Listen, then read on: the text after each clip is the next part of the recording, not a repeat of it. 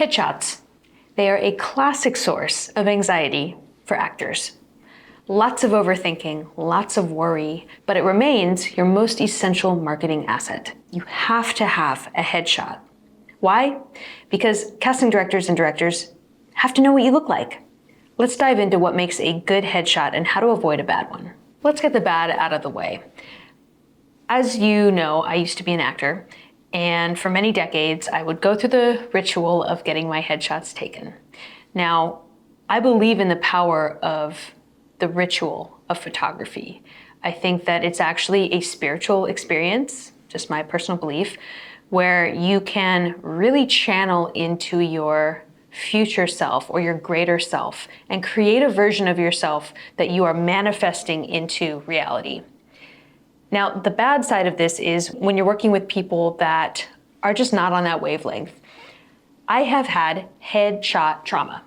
I know many actors who have also had headshot trauma because you are vulnerable and you are exposed. When you're preparing for that ritual, it can be a very fragile time for an actor. You're really at the mercy of whoever is taking the photos and whoever is doing your hair and makeup. I've had terrible experiences with some photographers who would say mean things to me during the shoot, baffling, or makeup artists who would do things to my face that I did not want them to do. I didn't consent for them to do, that they said was a good idea. So just make sure that when you're going into the shoot, any little weird red flags that you feel as you're negotiating, setting it up with the photographer or the makeup artist, if you don't feel good about working with them, please don't work with them. You are vulnerable when you are getting your photograph taken, and you need to advocate for yourself so that you are going to have a good experience. You need to be able to be safe, comfortable, and in a good mood throughout the entire photo shoot if possible. Now, obviously nerves are going to come up, but at the very least, you need to know that the artists that you're working with are going to be on your side. Now, I have met some extraordinary photographers since those early days when I was an actor and didn't have very good boundaries. The photographers that I work with now are masterful. They know how to bring out the best in me, relax me, and make my face look better than I thought possible. So those are the kinds of people that you want to work with and hire. Sometimes they're very expensive. Sometimes they're not. You want to find a photography session within your price range. You don't have to drain your bank account $1,000, $1,500. I see people paying for photo shoots. You don't need to do that. You pay more to have more of a luxury experience, but you can get a good shoot for $300, $400. Or if you have a friend who's a photographer, by all means, go with your friend and they shoot you for free, and maybe you do something to help them out as well. But don't have any vanity about needing to pay a lot of money to get a good shot. I know people who have extraordinary shots that they got for $0. I also know people who have extraordinary shots that cost almost $2,000, including hair and makeup. It's what you can afford. And remember, there's many things for you to spend money on besides your headshot shoot. So just be mindful of that as you're budgeting out how to invest in your business and your marketing materials. There's two basic rules that you're going to want to bear in mind when doing your headshots. One is that you want the shot to be industry standard. Now, standards change, trends come and go.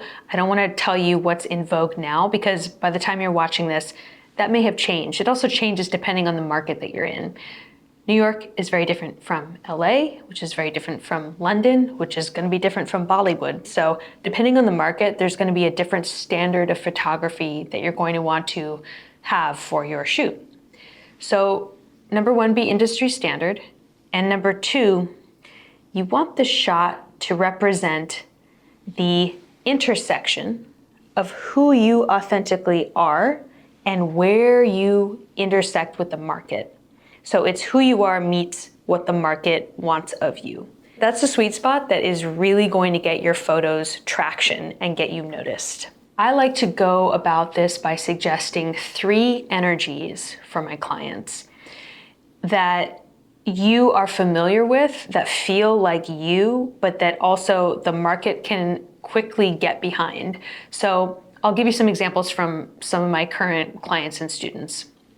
So one energy is the golden boy with killer instincts. It's something that that particular person can channel effortlessly, that they spend a good portion of their life kind of living that out and feeling that energy.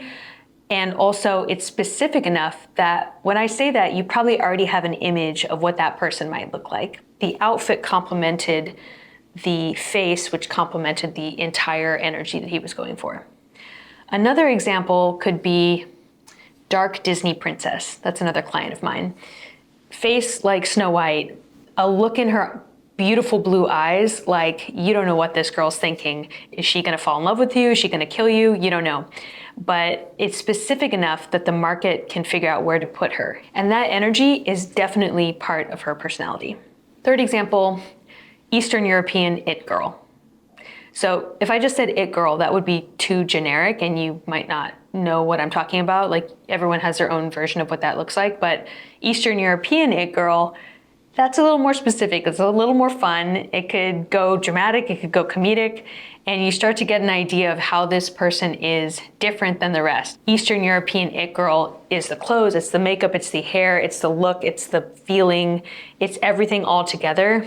And then that shot is what she sends out for auditions that happen to match that energy.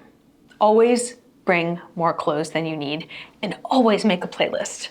I sometimes make several playlists. I actually have a photo shoot coming up in about a week, and I'm gonna make at least one playlist that is going to pump me up and put me in a good mood.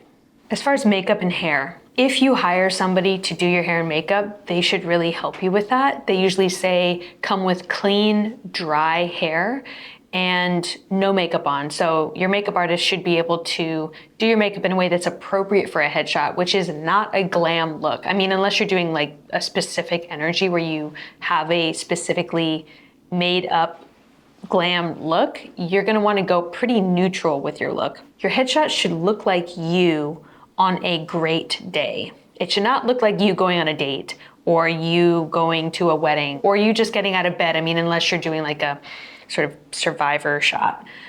But it really should be neutral makeup that just makes you look like you on a good day. So you wanna stay away from too much makeup. You also wanna stay away from too much retouching. I know photographers sometimes can get carried away. You want just enough retouching so that it looks like you and it looks like it hasn't been retouched.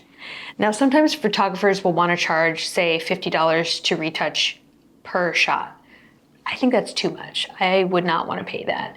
So I like to go to Fiverr where you can find people who can retouch for a much lower price. Or I know how to retouch, so I usually just do it myself. Please, for the love of God, do not use an AI generated headshot. I've seen a couple of them for audition submissions. Instantly out, gone, no. I need a real photo of your real face. I do not want something AI generated. Do not do that. Okay, here's some examples of headshots that I love. All these folks are friends and they allowed me to share these with you. So industry standards may have changed, but these are some examples of what a great headshot looks like. You can see there's not too much retouching. Some of them have visible wrinkles or maybe a little gray in their hair. That's totally fine. You look how you look. And you can always take a photo shoot a year or two down the line if your look changes. Don't be ashamed of how you look. Everything that is you is exactly the thing that's going to book you the part. And as you can see from these photos, you can have a variety of looks and still have a captivating, very castable photo of yourself. Bottom line, it needs to look like you.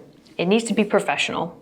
It should be industry standard, and love yourself before, during, and after this very vulnerable process. If you end up doing a photo shoot after this and using some of this to inform your shoot, I would love to see the result of it. Put your photo online and tag me and let me know that this was helpful to you. And I'd love to share the shot and try and help you market yourself. The Vermilion podcast is sponsored by Vermilion, a home for artists. We offer classes, coaching, and community for creatives and innovators in the arts.